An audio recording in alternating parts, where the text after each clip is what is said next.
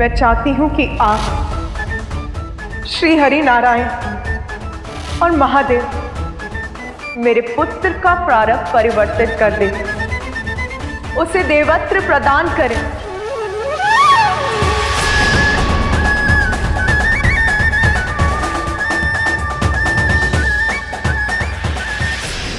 क्षमा करें माता, किंतु मैं आपका ये प्रस्ताव समझने में असमर्थ हूं। क्या केवल भोलेनाथ और आपके पुत्र होने मात्र गजानन को हम देवता के पद पर स्थापित कर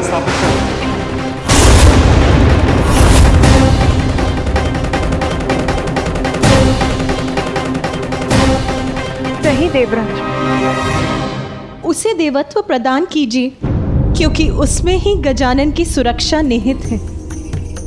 यदि देवता बनकर यज्ञ के हावेश का भाग उसे भी प्राप्त होगा तो उसे बल मिलेगा, सभी संकटों का सामना करने में सक्षम होगा, सुरक्षित रहेगा, कोई अनिष्ट उसके निकट भी फड़क नहीं सकेगा।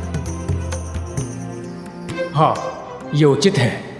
गजानन को देवत्व प्रदान करके हम उनकी सुरक्षा को सुनिश्चित कर सकते हैं।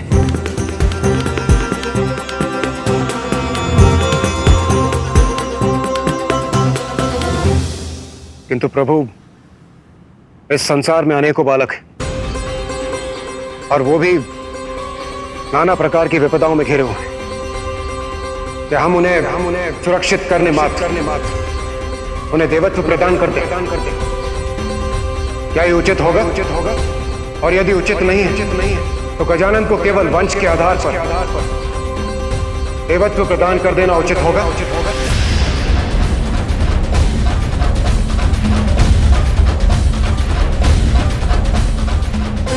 मात्र माता पार्वती और भोलेनाथ का पुत्र होने कारण हम उन्हें वो पद प्रदान करते जिस पद की योग्यता प्रमाणित करने के लिए उन्होंने अब तक कुछ भी नहीं किया,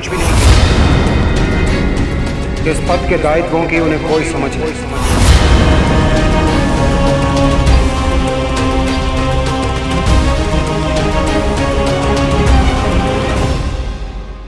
देवराज इंद्र, आप जो भी कहना चाहते हैं स्पष्ट करिए।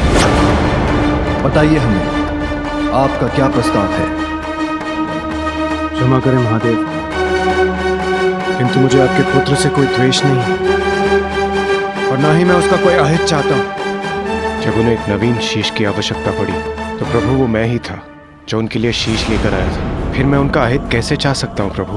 इसलिए आप जो भी निर्णय लेंगे वो मुझे स्वीकार होगा। किंतु प्रभु, मेरा एक प्रश्न है, यदि आप अनुमति दे तो मैं पूछने का साहस करूं। प्रभु, क्या देवत्व किसी को भी इतनी सरलता से मिलना चाहिए?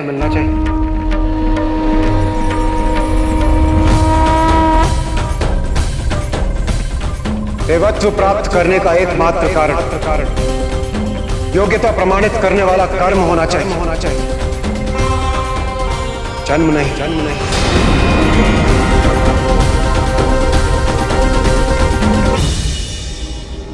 यदि जन्म से ही देवत्व प्राप्त होने लगे तो कर्म की क्या महिमा रह जाएगी? देवराज उचित कह रहे हैं। देवराज उचित कह रहे हैं। देवराज उचित ही तो कह रहे हैं। देवराज उचित कह रहे हैं। आप ही बताइए महादेव, क्या मैं उचित नहीं कह रहा? गौरी, देवराज इंद्र उचित कह रहे हैं। जन्म नहीं, कर्म के आधार पर, वंश नहीं, योग्यता के आधार पर ही देवत्व प्रदान किया जा सकता है। यही उचित है। गजानन अपने कर्म से देवता बनेगा, अन्यथा नहीं, क्योंकि देवता पद के साथ तो संसार का कल्याण जुड़ा है। इसलिए जो अपने कर्मों से अपनी योग्यता प्रमाणित नहीं कर सकता, उसे मात्र उसके वंश, उसकी जन्म के आधार पर देवता बनाना सर्वथा अनुचित है।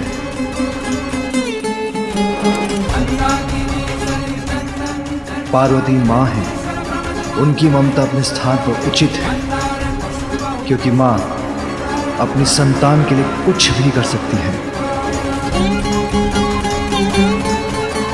किंतु हम देवता हैं और पार्वती और मैं तो त्रिदेवों में सम्मिलित हैं, इसलिए हमारा दायित्व तो अन्य सभी देवताओं से बढ़कर है। दायित्व कर्तव्य के आगे निजी संबंध और निस्वार्थ का कोई मूल्य नहीं होता। इसलिए समय के साथ साथ मेरा पुत्र गजानन अपनी योग्यता प्रमाणित करेगा, तभी उसे देवत्व प्रदान किया जाएगा, अन्यथा नहीं।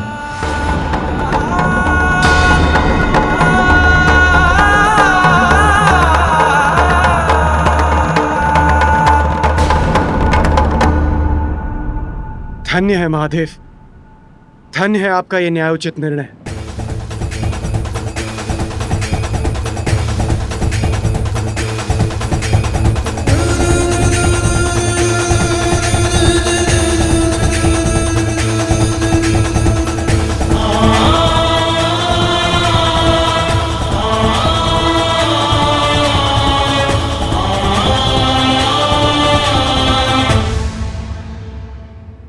माँ, मुझे भूख लगी है।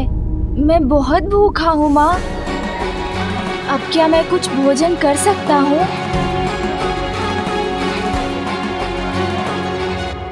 इसे देवत्व प्रदान करने पर इतना गहन परामर्श हो रहा है, उसे बस अपनी भूख की चिंता है। माँ, मुझे भोजन करने की अनुमति दीजिए ना। अब मुझसे भूख सहन नहीं हो रही। हाँ पुत्र, मैं तुम्हें अवश्य भोजन कराऊंगी। माँ के पल्लू से चिपकाए बालक देवता बनने योग्य तो कदापि नहीं। भोले के नंदन भी भोले भाले, राग द्वेष व्यर्थ ना मन में पाले। माता के आंचल को पाके प्रसन्न, भोजन में क्रीड़ा में रहते मगन। क्या है देवत्व वो अनभिज्ञ है, माता के नेह पे कृतज्ञ है। इंद्र से यद्यपि माता को पितर, किंतु माँ पुत्र को देख के पुलकित।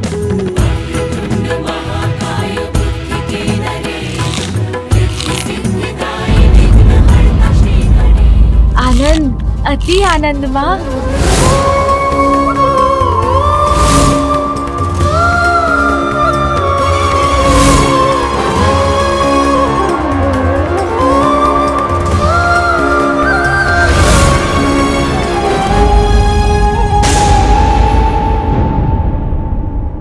देवत्व प्राप्त करने का एकमात्र कारण योग्यता प्रमाणित करने वाला कर्म होना चाहिए। और हाँ, एक कोई थे यहाँ। ऐसा प्रतीत हुआ उन्हें देखकर जैसे वो कोई भयंकर असुर हो। देवराज इंद्र उचित कह रहे। उचित? यदि यही निर्णय है आप सभी का, तो यही उचित। देवराज, उचित और अनुचित, योग्यता और अयोग्यता की बातें करते, ये जानते हुए भी कि मेरे पुत्र ने इतनी कम आयु में इतने विशाल संकटों का सामना किया। और जब उस पर अपने पिता के क्रोध को जागृत करने का संकट छाया, तो उस समय आप सभी सर्वथा योग देवगण में से कोई भी उसकी रक्षा के लिए नहीं आया। उचित तो ये होता देवराज कि आप उससे संघर्ष करने के स्थान पर उसे समझाने का प्रयत्न करते, क्योंकि वो तो एक अयोग्य बालक है और आप सभी योग्यताओं से परिपूर्ण देवराज इंद्र। किंतु माता वो किंतु परंतु नहीं देवराज। उचित तो ये होता कि आप उसकी सुरक्षा का उत्तरदायित्व निभाते। पूर्व में उसके संहार का कारण बने थे आप, और अब उसका तिरस्कार कर रहे हैं। क्या ये उचित है?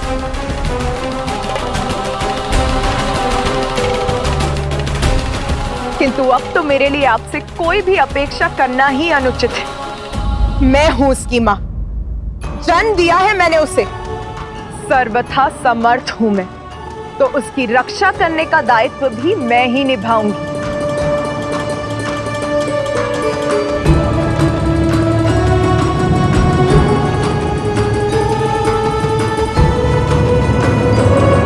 योग्यता और संस्कार जन्म से नहीं आते, कर्म से उन्हें प्राप्त करना होता है। उचित कह रही हूं ना मैं देवराज इंद्र? देवता है ना आप, और आप सभी भी। बहुत गर्व है ना आप सभी को देवता होने पर?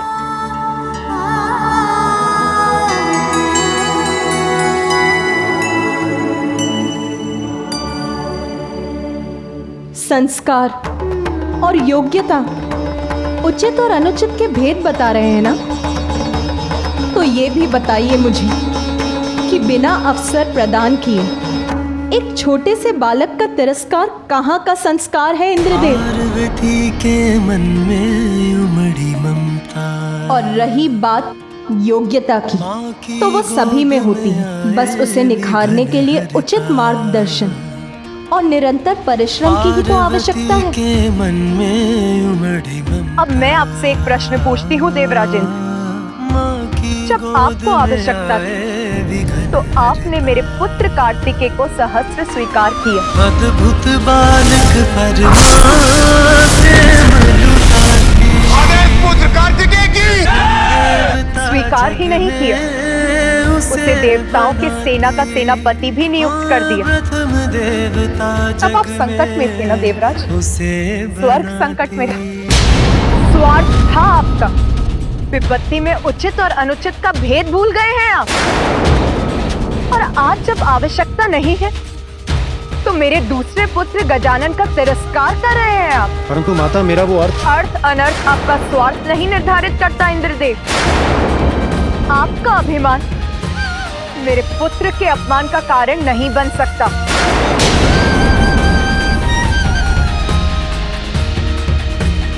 सुनिए सभी, मैं महादेव की अर्धांगिनी गजानन की माता आप सभी के समक्ष ये प्रण लेती हूं कि मैं अपनी ममता से, अपने संस्कारों से अपने पुत्र को इतना योग्य बनाऊंगी कि वो अपने कर्म से देवता ही नहीं बनेगा, अपितु आप सभी देवता उसकी पूजा करेंगे। सभी देवता उसकी पूजा करेंगे। आप सभी देवता उसकी पूजा करेंगे। और ये योग्यता वो प्राप्त करेगा अपने जन्म से नहीं, अपने कर्म से। मेरा पुत्र गजानन प्रथम पूज्य बनेगा, प्रथम पूज्य बनेगा, प्रथम पूज्य बनेगा, प्रथम पूज्य बनेगा।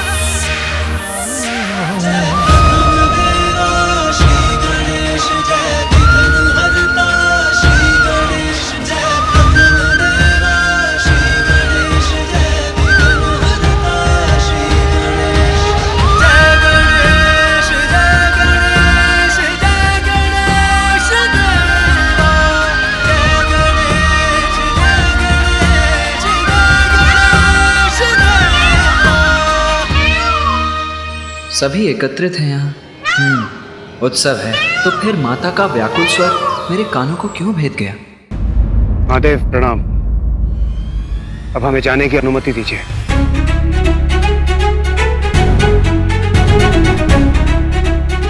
प्रणाम माता।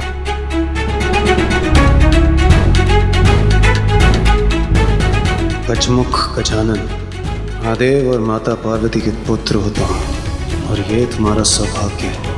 उसी में संतुष्ट रहो। देवत्व प्राप्त करने के योग्य नहीं हो तो।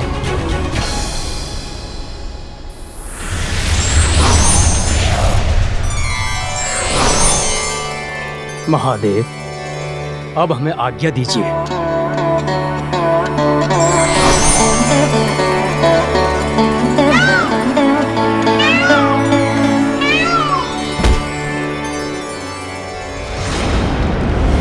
पाताल स्वामिनी सिंहिका। कितना आनंद आएगा मुझे जब ये गूंज पाताल को ही नहीं अपितु समस्त संसार को ध्वनित कर देगी। आह, मेरा राज मुकुट है ये, और ये सिंहासन भी। पाताल की सर्वे सर्वा, असुरों की रानी हूं मैं।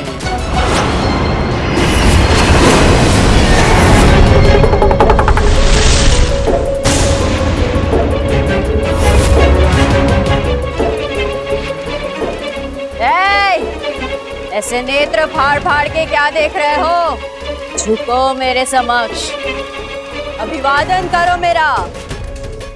आज से इस सिंहासन पर मेरा अधिकार है। मैं हूं तुम्हारी रानी, मैं सिंगिका।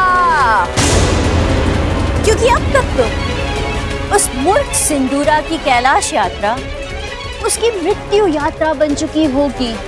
कैलाश जाकर महादेव और देवी पार्वती के पुत्र का वध करने चला था वो। ब्रह्मदेव के श्राप को झुटलाने चला था वो। अवश्य अब तक उसका अंत हो गया होगा। इसलिए अब सिंदूरा के सिंहासन, उसके साम्राज्य और उसके कक्ष पर मेरा अधिकार है।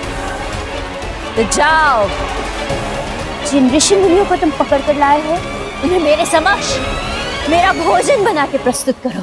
भूख लगी है मुझे भोजन चाहिए, मुझे भोजन चाहिए, मुझे भोजन चाहिए।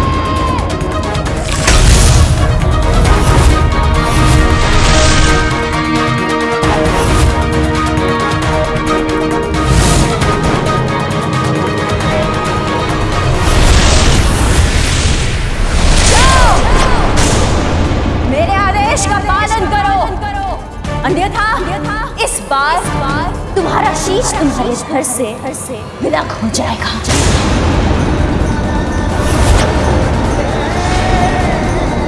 स्वामी, कुछ अनुचित तो नहीं कहा ना मैंने?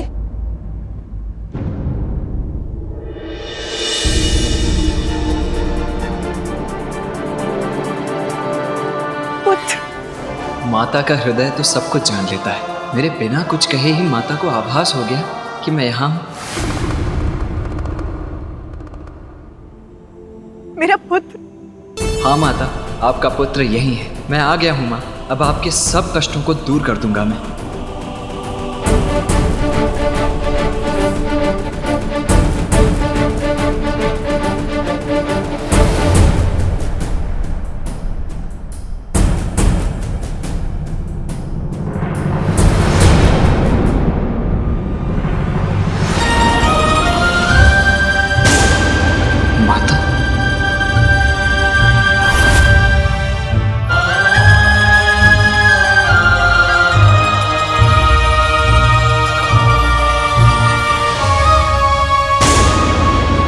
माता मुझसे मिलने मुझे आशीष देने नहीं आ रही थी।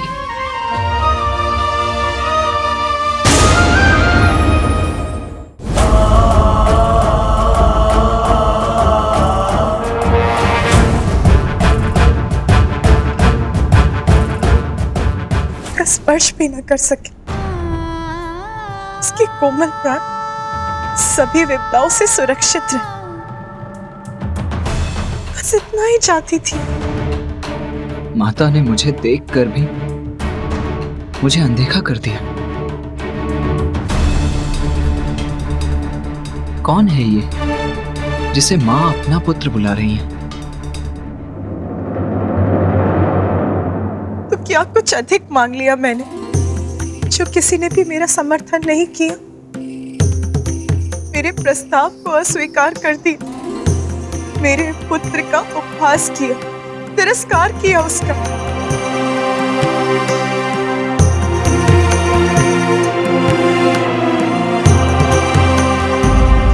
यदि मेरा बड़ा पुत्र कार्तिक यहाँ होता तो वो मेरी पीड़ा अवश्य समझता, साथ देता अपनी माँ का।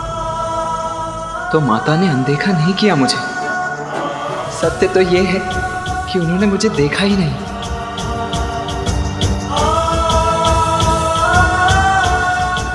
माता,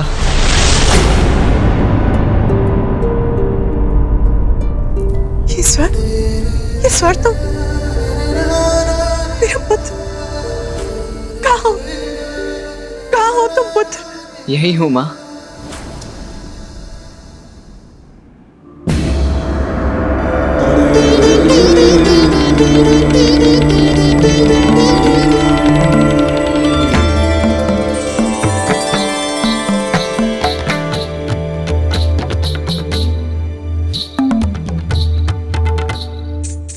प्रणाम माता।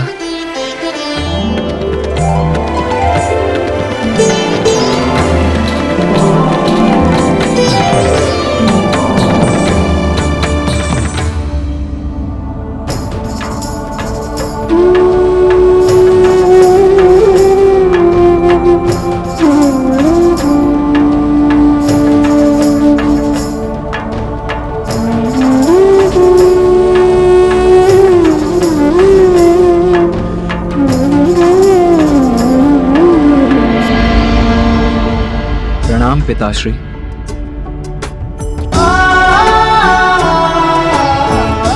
आयुष्मान भव।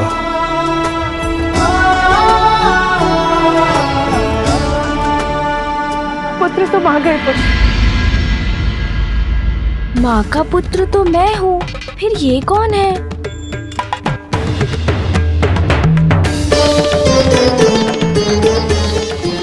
ये विचित्र कचमुख बालक कौन है और ये मेरे और माता के मध्य क्यों है? इसका हमारे परिवार से क्या संबंध?